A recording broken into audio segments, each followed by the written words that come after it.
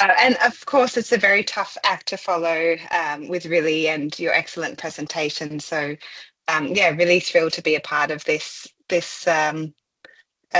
meeting today. I'm going to talk to you all a little bit about a women's coastal livelihood initiative called San Waddy that is actually originated outside of the Coral Triangle region, but we are looking at scaling into Coral Triangle countries, um, being Philippines and Solomon Islands, where I'm calling from today. Given that it's still in its very, very early stages in these two countries, I'm going to talk mostly about the Myanmar case study and how it will be applied in the region. So thank you very much. And if you can go to the next slide, please. I feel like I'm preaching to the choir today, but women do play a vital role in the fishery sector, making up around 90% of global fisheries processing workforce and 15% of global harvesting workforce, together accounting for approximately half of the overall fisheries labour force. And of course, in Asia, this role is highlighted even more, where women represent the largest proportion of direct employment in captive fisheries and aquaculture. And women are also responsible for marketing around 60% of seafood. So they play a big role, as you all are aware.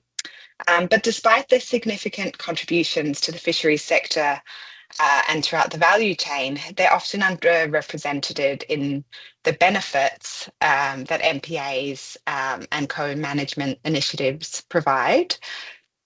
So in many small-scale fishing communities, decisions about fisheries management are predominantly made by male community leaders, while women's roles are frequently undervalued. There's also little focus on managing resources that are traditionally harvested by women, such as those obtained through activities such as gleaning. So this gender disparity became very clear to me in one of our program sites, where we focused on co-management development in inshore coastal areas in Myanmar. In 2019, our efforts really did centre on understanding how MPA and co-management regulations would affect mobile fishers. And by mobile fishers, I mean fishers that, are fishing out on fishing vessels and accessing the space within the water in a mobile way that's not necessarily walking and collecting in close inshore areas. So with minimal considerations of women working in that sector, we really recognised that the gap that our work was having. So we realised that we needed to establish an incentive mechanism to actively engage women and encourage their leadership in co-management efforts. Next slide, please.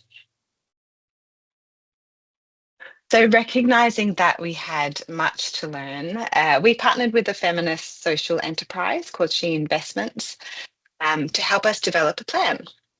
The first step was to visit several of the communities we work in and map out where women fall in the fisheries value chain. And from there, we created profiles of the types of women we aim to support. We discovered that women are often involved in fisheries value chain in this area through businesses. And we saw an opportunity to support those living in co-management areas by accelerating their businesses in an environmentally sustainable way. Next slide, please. So recognising the needs of our target communities, we developed the San Waddy training program for women fish workers living in co-management sites. And the name San Waddy reflects its essence, really. San means role model and Waddy means women entrepreneurs in Burmese.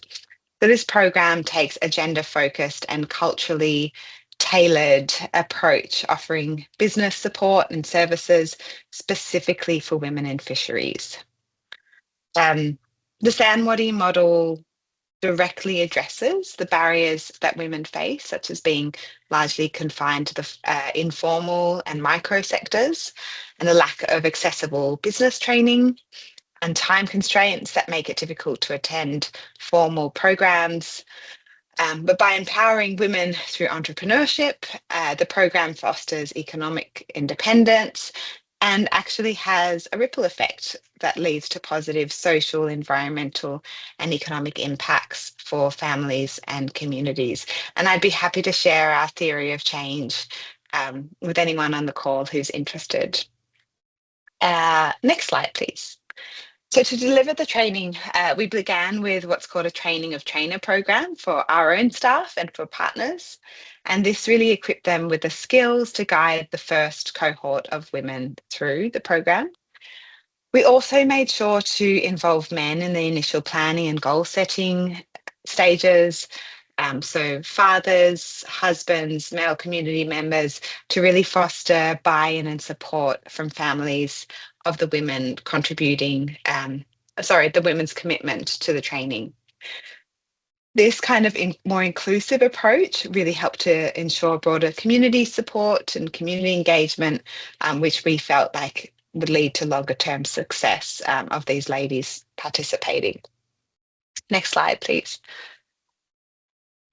And we also established a revolving fund, allowing graduates to apply for low interest loans to support the sustainability of their businesses. And exceptional graduates were given the opportunity to become trainers themselves, mentoring future students and ensuring that the cycle of training continues. I would just add, though, that the value of the training is not with the revolving fund. So this training can really happen in isolation without that additional injection of cash. The value really is within the curriculum and the skills that are applied through the training, not through the revolving fund. This was really just an add-on that we felt could inject some cash to support women make their businesses more environmentally friendly. And then to further enhance collaboration and growth, we organised some business networking events where participants could share ideas, collectively problem solve, and expand their business networks. Next slide, please. So what's the actual impact of this work? Well, since the launch of San Waddy, we've seen 160 women successfully graduate. The number's probably higher now. And through our monitoring and evaluation, we observed a 38% increase in women paying themselves a salary, a 29% increase in average monthly business revenue, and 56% of graduates actively mentoring or advising other businesses. And there are other really great positive socioeconomic outcomes that I could share as different stories from the fields, but I don't have time to dive into them all today. But a key question that we often get asked is, why is a conservation organisation working on women's fisheries businesses, and doesn't that contradict with our mission to protect wildlife and wild places? So my answer to that is very simple, that by empowering women to improve their confidence, social and financial well-being, we're ultimately supporting conservation. Initially, it might have seemed like a risk to provide economic empowerment and access to revolving fund loans, but the results have proven that it was actually worth it. The women we've supported have not only benefited themselves, but they have paid it forward. We've seen that 41% of graduates are taking steps to mitigate negative environmental impacts of their business. 100% of our graduates in Myanmar were deliberately using locally made Myanmar products. And recently, graduates decided to contribute 10% of their business revenue to the co-management initiatives. So, really proud of the environmental and conservation impact that this has clearly proven to have in this particular area. Next slide, please.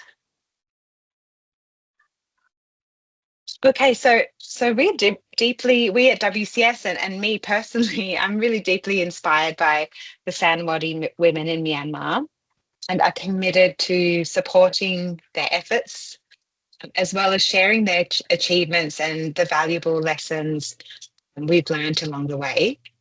So regionally, we're actually exploring ways to tailor the San Waddy model to new sites across the Southeast Asia Pacific region. So that region is pretty much across the Coral Triangle region. And our goal is to replicate the program to support coastal women entrepreneurs in other countries, helping to boost their prosperity, resilience, and environmental sustainability in regions of high ecological value. So the two countries that we're looking at scaling at the moment are Solomon Islands and the Philippines. And to do this, we're currently conducting an assessment of the applicability to WCS focal sites within the region. We have a student from James Cook University doing this with us, and she's looking at all Coral Triangle countries except for Timor-Leste, unfortunately, because we don't work there, but including Fiji, to see how and whether this program could be scalable in this region and what would need to be really contextualised to this particular area. We will be conducting, as a next step, a feasibility study in two of the two focal sites that we'll be scaling this into, to understand, similarly that we did in Myanmar, understand the place that women fall in the fisheries value chain, and the different barriers they face in their eco businesses. And then finally, once we have adapted and adapted the training program, we will start the implementation of training of trainers in these two sites. And we really hope that we see very similar results in these areas, not to mention have the opportunity to scale even further. So if you're interested in learning more, I have some more information I can share with you about this initiative. But thank you so much for listening to me, and very much happy to field any questions. Thanks.